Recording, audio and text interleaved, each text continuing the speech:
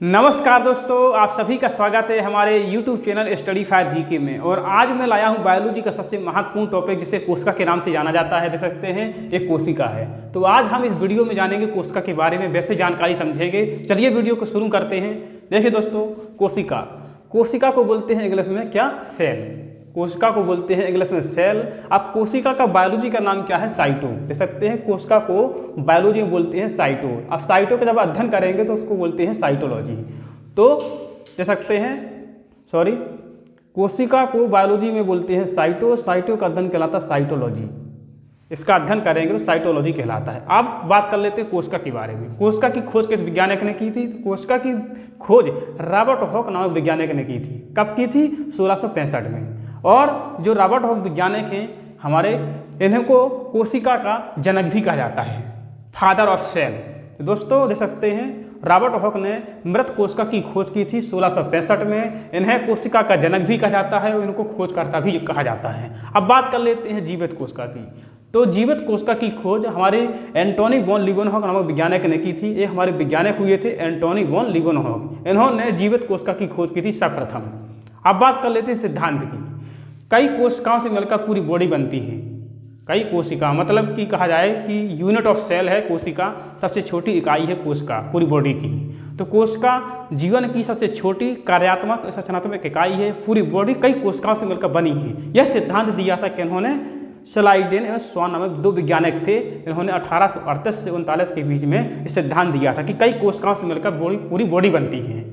तो कई कोशिकाओं से मिलकर पूरी बॉडी बनती है। यह सिद्धांत स्लाइडेन स्वान नामक वैज्ञानिकों ने दिया था 1838 से 39 के बीच में। तो हमने इतना जान लिया। आप जान लेते हैं सबसे छोटी कोशिका। पूरी दुनिया की सबसे छोटी कोशिका क्या है? माइकोप्लाज्मा। देख सकते हैं यह माइकोप्लाज्मा। यहाँ से हमेशा क्वेश्चन बनता है एग्जाम में, आरआरबी हो चाहे रेलवे कोई भी एग्जाम हो दोस्तों, यहाँ से हमेशा क्वेश्चन बनता है। ये हमेशा क्वेश्चन पूछा जाता है कि सबसे छोटी कोशिका क्या है? तो माइकोप्लाज्मा है। यह यूनिसेलुलर होती है। अब बात कर लेते हैं बड़ी कोशिका की। पूरी दुनिया में सबसे बड़ी कोशिका जो है वो शुतुरमुर्ग का अंडा है।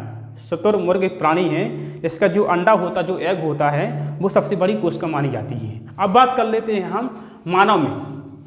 हम बात करेंगे मानव के बारे में कि मानव में सबसे छोटी कोशिका क्या होती है। दोस्तों मानव में सबसे छोटी कोशिका जो होती है वो होती है स्पर्म। कह सकते हैं स्पर्म। मानव में सबसे छोटी कोशिका स्पर्म होती है, जिसे हिंदी में शुक्राणु कहा जाता है। आप सभी को पता है इंसान के जो बॉडी में जो स्पर्म होता है उसको सबसे छोटी कोशिका माना जाता है, जिसको हिंदी में शुक्राणु बोला जाता है और मेल में होता है। मानव में सबसे छोटा जो कोशिका होती है वो स्पर्म होता है, जिसे शुक्राणु कहते हैं। या मेल में पाया जाता है। शुक्राणु किसमें होता है? मेल में। अब बात कर लेते हैं मानव में सबसे बड़ी कोशिका की। तो मानव में सबसे बड़ी कोशिका जो है वो ओवम है। ओवम जैसे हिंदी में अंडाणु कहा जाता है या फीमेल में पाया जाता है। किसमें होता है? फीमेल में। मानव में सबसे बड़ी कोशिका ओवम होती है, जैसे हिंदी में अंडाणु कहा जाता है, और यह फीमेल में पाई जाती है। अब बात कर लेते हैं मानव में सबसे लंबी कोशिका।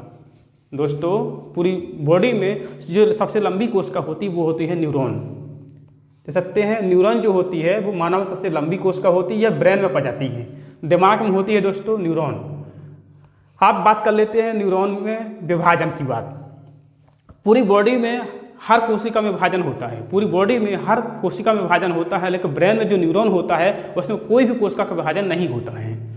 तो दोस्तों देख सकते हैं ये विभाजन रहित है, मतलब न्यूरॉन में कोई भी विभाजन नहीं होता है, कोई भी डिवीजन नहीं होता है। और अब बात करेंगे तेज डिवीजन की। दोस्तों अब जो लीवर है दोस्तों, लीवर जो कोशिका है दोस्तों, इसमें विभाजन होता है लेकिन तेज गति से होता है। पूरी बॉडी में जितनी भी कोशिकाएं हैं सब कोशिका में विभाजन होता है, लेकिन जो लीवर है उसमें जो कोशिका पाई जाती है उसमें सबसे तेज गति से विभाजन होता है। लीवर को आप काट दें या कुछ भी कर दें दोस्तों, फिर उसमें डिवीजन होकर फिर वापस से रिप्लेस हो जाएगा, मतलब दोबारा से लीवर सही हो जाएगा। लीवर में कोई भी विकृति अगर आती है तो वो अपने आप को एडजस्ट कर लेता है, कोशिका बना के नई कोशिका बन जाती है। तो तेज गति से विभाजन होकर ये लीवर सबसे महत्वपूर्ण है, जिसमें तेज विभाजन होता है।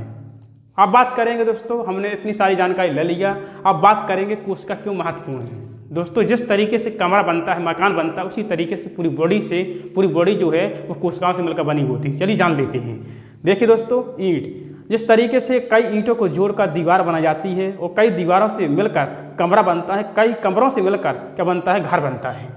अगर कमरे को सजा दिया जाए तो वो घर बन जाएगा। उसी प्रकार से कोशिका कई कोशिकाओं से मिलकर ऊतक बनता है, और कई ऊतकों से मिलकर अंग बनता है, और कई अंग से मिलकर शरीर बनता है। तो इस तरीके से कोशिका से पूरी बॉडी का निर्माण होता है। तो दोस्तों हमने इस वीडियो में जाना कोशिका के बारे में, कोशिका का नाम क्या है, सबसे छोटी कोशिका, बड़ी कोशिका, ये सब चीज़ों के बारे में हमने जाना।